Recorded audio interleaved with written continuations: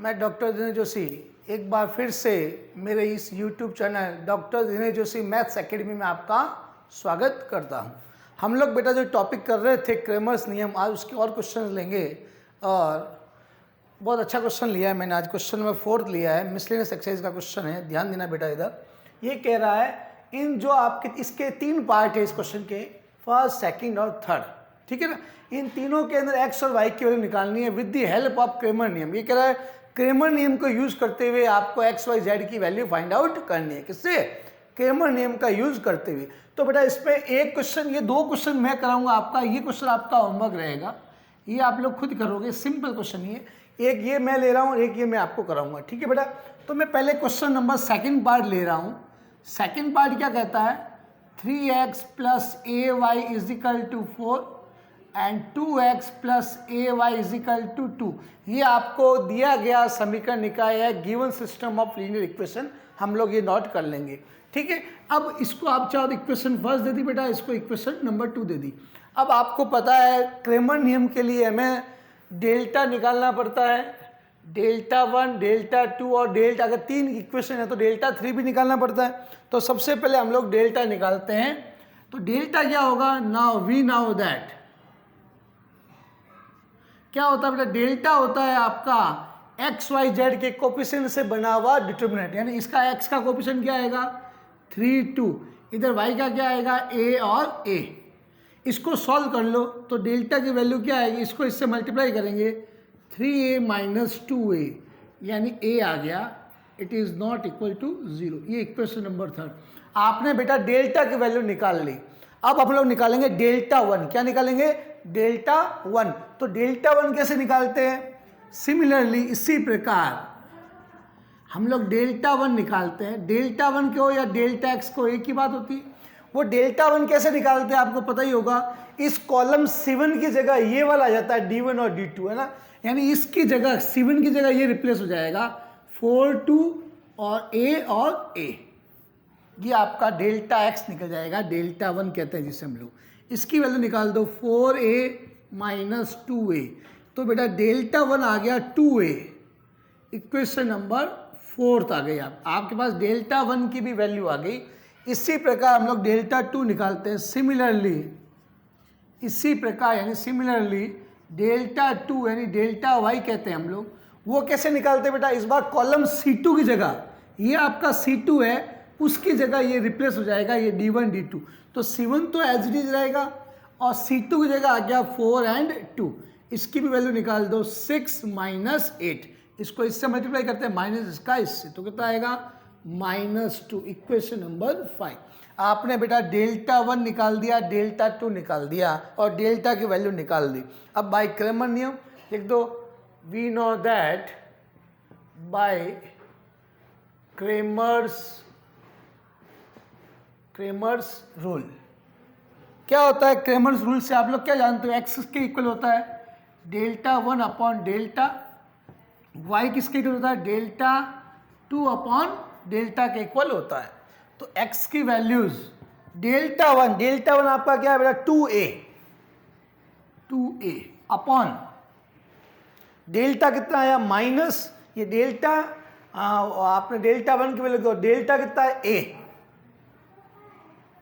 ये आएगा। आपने डेल्टा 1 की वैल्यू पुट कर डेल्टा की कर दी, a से कैंसिल आउट हो गया, a कैंसिल हो गया, तो x की वैल्यू क्या आ गई? 2। इसी प्रकार हम लोग y की वैल्यू निकाल लें, डेल्टा 2 कितना है बेटा? -2। और डेल्टा की वैल्यू कितनी आई आपके पास? a। तो y की वैल्यू आ गई -2/a। ये आपने x और y की वैल्यू फाइंड आउट कर ली। इसको आप लोग नोट कर लें जल्दी से, फिर हम नेक्स्ट क्वेश्चन पे चलेंगे।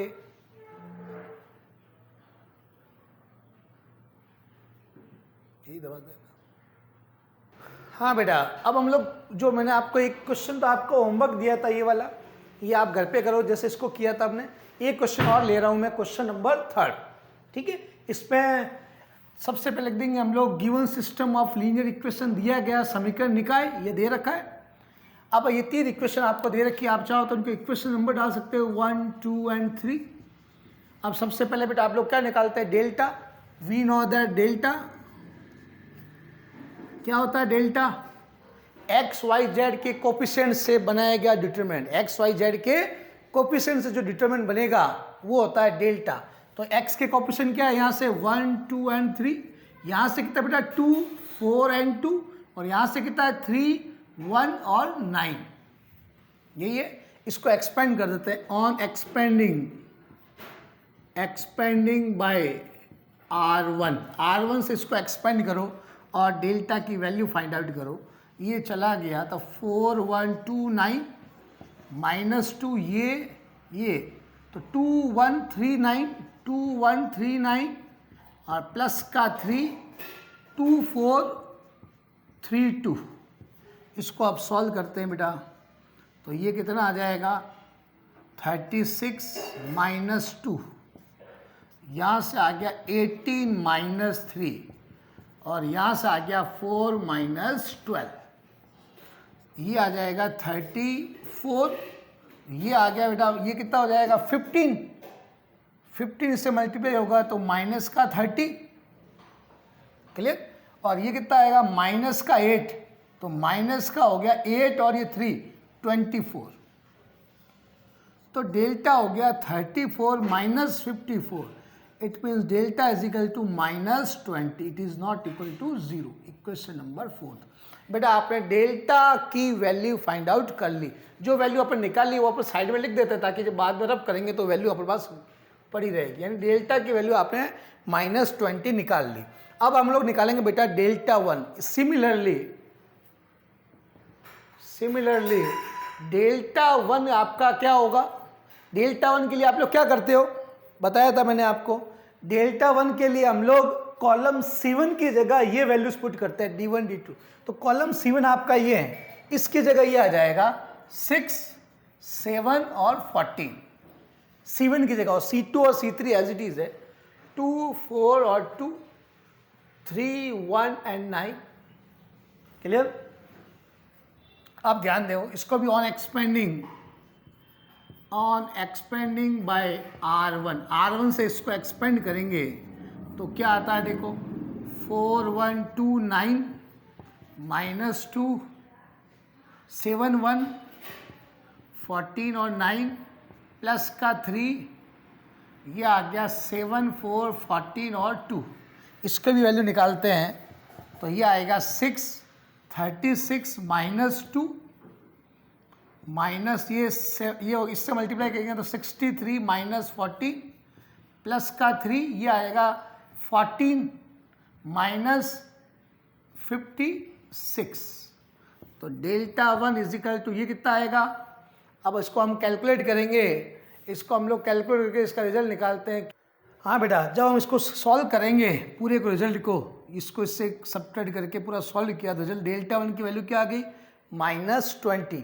तो यहाँ पे भी लिख देता हूँ मैं डेल्टा 1 इज इक्वल टू -20, यानी मुझे डेल्टा की वैल्यू मिल गई है और मुझे डेल्टा 1 की वैल्यू मिल गई है। अब मैं डेल्टा 2 की वैल्यू निकालूंगा। किसकी वैल्यू निकाल रहा हूँ? डेल्टा 2 की वैल्यू फाइंड आउट कर रहा हूँ। तो ध्यान देना, डेल्टा 2 सिमिलरली यानी इसी प्रकार हम लोग डेल्टा 2 निकाल रहे हैं। डेल्टा 2 इस बार क्या होगा? C1 तो एज इट रहेगा, इस कॉलम C2 की जगह ये आ जाएगा 6 7 और 14 3 1 और 9 ऑन एक्सपेंडिंग बाय R1। इसको भी R1 से एक्सपेंड करते हैं तो क्या मिलेगा आपको 7 1 14 9 माइनस का 6 2 1 3 9 प्लस का 3 2 7 3 और 14। इसको भी हम लोग अब सॉल्व करेंगे तो देखो इसको आगे सॉल्व करते हैं तो क्या रिजल्ट मिलता है हमें। हाँ बेटा, जब हम इसको सॉल्व कर रहे हैं तो इसको एक्सपेंड किया अपन ने, यहाँ तक पहुँच गए।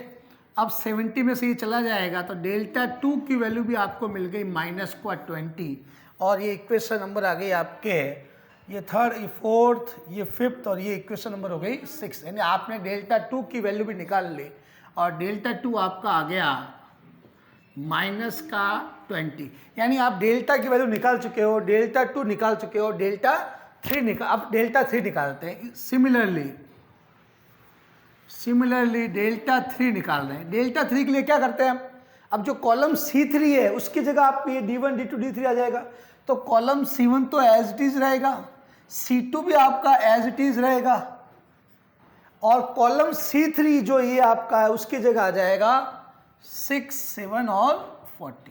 यानी सिंपल था बेटा, डेल्टा तो क्या करते हैं एक्स वाई जेड के कोफिशिएंट, डेल्टा 1 में C1 की जगह ये रिप्लेस हो जाता है, डेल्टा 2 में C2 की जगह ये रिप्लेस हो जाएगा, और डेल्टा 3 में C3 की जगह ये रिप्लेस हो जाएगा। इसको भी ऑन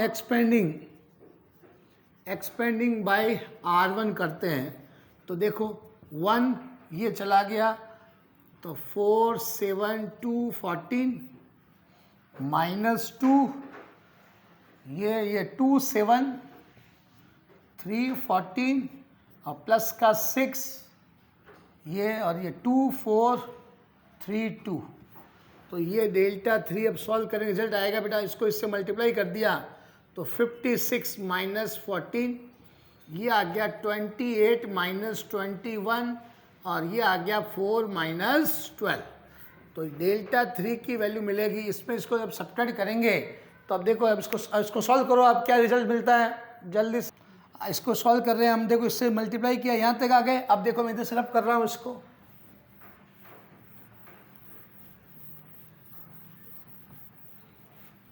अब क्या मिल गया आपको, डेल्टा 3 की वैल्यू आ गई, ये बेटा ये 42 है, और ये दोनों ऐड हो गए तो ये 62 हो गए, तो डेल्टा 3 भी वैल्यू -20 आ गई। ये इक्वेशन नंबर 7 आ गई।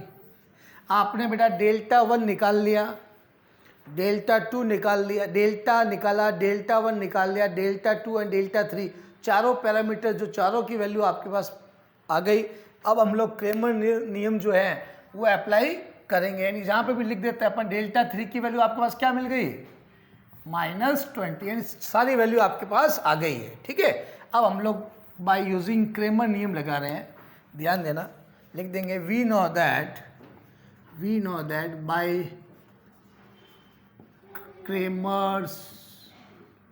Cramer's rule.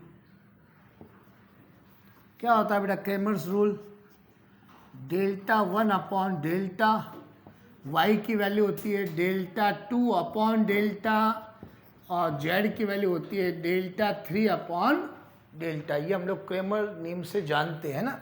तो यहाँ से आप वैल्यू देखो, डेल्टा की वैल्यू आपने निकाली है -20, और डेल्टा भी कितना है -20। जब इसको सॉल्व करेंगे तो x की वैल्यू क्या आएगी 1, यहाँ y की निकालते हैं, इसकी भी वैल्यू -20, ये भी -20, कैंसिल आउट हो गए, y की वैल्यू भी क्या आ गई 1, यहाँ रखा -20, ये भी -20, z की वैल्यू आ गई -1। तो बेटा आप देख सकते हो आपने तीनों वैल्यूज निकाली, x, y, z, तीनों की सबकी वैल्यू आपको क्या मिल गई 1 मिल गई। क्या मिल गई, x, y, z तीनों की वैल्यू 1 हो गई। अब अगर आपको चेक करना है कि मेरा ये रिजल्ट है वो गलत तो नहीं है, एग्जाम में आप इसको आराम से चेक कर सकते हो, यानी एग्जाम में आप खुद इसका पता लगा सकते हो कि मैंने जो रिजल्ट निकाला है कहीं वो गलत तो नहीं है। तो आपको क्या करना है बेटा, ये जो एक्स वाई जेड की वैल्यू आपको मिली है, एक्स वाई जेड की जो वैल्यू, इन तीनों इक्वेशन में किसी में भी रख देना। अगर आप फर्स्ट में रखोगे तो 6 मिलना चाहिए, वापस ये तीनों वैल्यू इसको सेटिस्फाई करनी चाहिए। 2 में रखते हो तो 7 मिलना चाहिए, और अगर आप 3 में रखते हो इक्वेशन नंबर 3 में तो आपको 14 मिलना चाहिए। कैसे हम चेक कर सकते हैं, देखो हम इसको चेक कर रहे हैं कि सही आ रहा है कि नहीं आ रहा। देखो जैसे ये एक्स फर्स्ट इक्वेशन ली, फ्रॉम इक्वेशन नंबर फर्स्ट ली मैंने 2y + 3z = 6, ठीक है। मैं इसकी लेफ्ट हैंड साइड लेके चल रहा हूँ, x + 2y = 3z, लेफ्ट लेके चल, राइट आना चाहिए। अब आपने क्या क्या वैल्यू निकाल ली एक्स वाई जेड की, पुट x की जगह 1, y की जगह 1 और z की जगह 1 रख दो, तो क्या आएगा 1, 2 × 1, 3 × 1, तो आपको क्या मिलेगा 1 + 2 + 3 यानी 6। देख लो आपने इसके लेफ्ट में वो जो वैल्यू आई वो रखी, वापस आपको ये मिल गया। इसका मतलब आपने जो रिजल्ट निकाला है वो एकदम आपका सही है। यानी ये क्वेश्चन आपके एग्जाम में आप खुद इसको पता लगा सकते हो कि ये क्वेश्चन मेरा कहीं गलत तो नहीं है, ठीक बेटा। और ये क्वेश्चन मैंने आज का आपको होमवर्क दिया है, घर पे करोगे, कल हम इसके और क्वेश्चंस करेंगे। तो बेटा एक बार आपको वापस आपको थैंक्स कि आप मेरे इस YouTube चैनल में बने रहे, और आप इस चैनल को और भी लोगों से लाइक और सब्सक्राइब कराते जाइए बेटा। ओके बेटा।